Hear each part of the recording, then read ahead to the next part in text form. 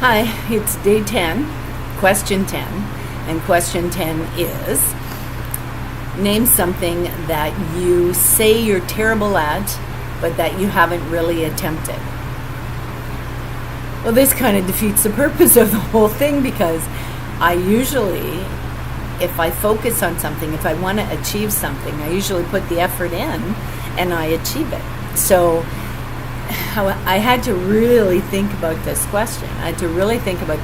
Like what do I say I'm terrible at? Well, there's a few things.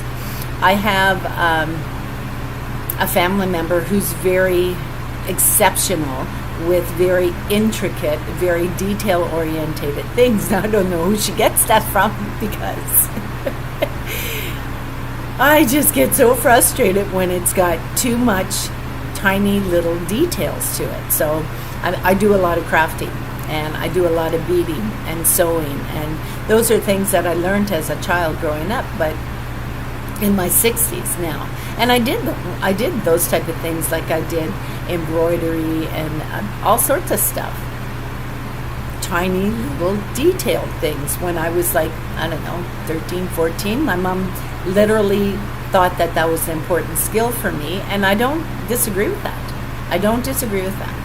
So she catered to my creativity. Anyhow, now in my 60s, I find that when I see a pattern that I want to embroider, that I want to bead something, that I want to do, I do wall hangings and I do dream catchers. If I see a pattern that's too intricate, I pawn it off on my family member and I say, well, why don't you do this, right?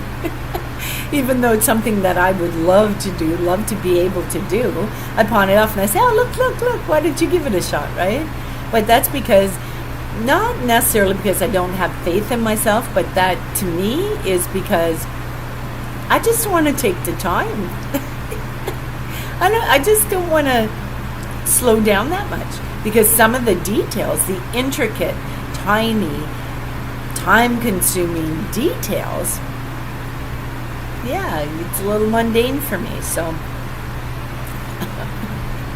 I don't know. That's one of the things that I say I'm terrible at, but that I really haven't attempted to do because I'm not willing to invest in it.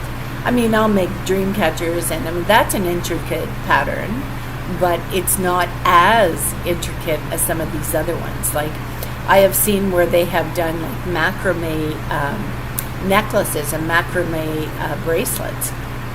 I just don't have the talent for that, but I haven't really tried. That's the truth. I have to tell the truth. That's the truth. What else is there? Singing. Okay, singing. When I was a kid growing up, sang all the time. Loved music. Absolutely loved music. I belonged in high school. I belonged to a group called Minstrels, and we would sing. We would enter competitions and we would sing.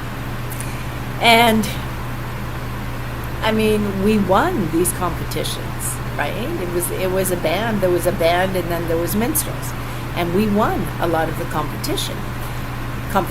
So I had a voice that was very soprano when I was a young girl. I could reach those high notes pretty good, and I had a pretty good voice on me. Many years later, I smoked really heavy. I smoked almost 2 packs a day. I literally put myself in this circumstance with my health, okay, because of the smoking that I did. And I thought I had the world by the balls, you know. I thought that nothing was going to get me down, right? And it did. It affected my health. However, when you smoke really heavy, you get that hoarseness to your voice. And even though I was a really good singer when I was in high school, and I sang a very high soprano voice, many years later, I had an alto. I had, like, my voice was right down through the floor. It was kind of like a Janis Joplin type of voice, right? And, you know, I thrived on that. They told me I had a sexy, low, kind of like Janis Joplin voice, and I thought, hey, that's kind of cool, but it wasn't. So now that I've quit smoking, and I've quit for, I think it's 8 years now, could be 8 or 9 years. I don't keep track of it. I'm finding that my voice levels are higher. So I'm wondering if you can actually reactivate. I mean, my larynx, my voice box, everything was like destroyed. It was literally destroyed from all the chemicals in the cigarettes. And so I'm wondering, have I revamped in that area? But I say I'm a horrible singer now. I say, oh, I can't sing that. That's too high, right? But I haven't really tried. It's one thing to sing to the radio or to sing to YouTube. When I'm watching TV, I'll put it on the music channel and I'll listen to the old 60s songs and I will sing my heart out. My poor neighbors. Anyhow, so I'll sing my heart out. And, I don't find that it doesn't sound so bad. I don't sound so bad. So I'm kind of thinking that, maybe I could attempt to sing some of those songs and, to see if I still got it, right? But it definitely is something that I haven't really focused on. So those are two things that I came up with. What else? Is there anything else that I say I'm terrible at? And I just haven't tried. Well, okay. Exercising. I walk as often as I can every day when I'm able to. Okay, whether it's the weather or whether it's like, a danger zone where I walk through or whatever it may be, right? So when I can, I walk, but I would like to firm things up.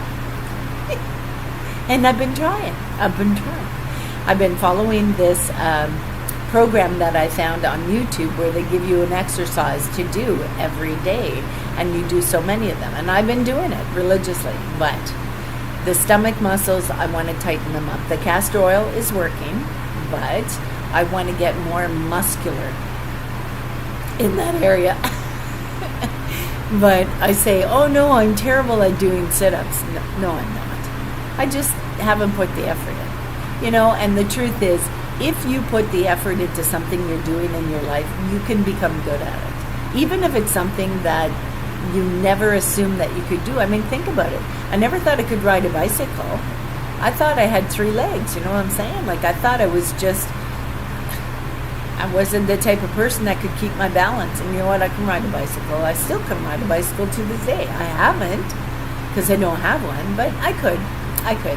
So, there's one. I never thought of that.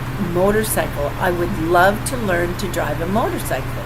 However, since I had the stroke, I have a problem with my balance, right? So I don't know if I could operate a motorcycle. That's, to me, that's a piece of very dangerous equipment. I would love to learn how to do it. I might get, I think they're called a quad bike with the 4 wheels. So that would be different. I could do that.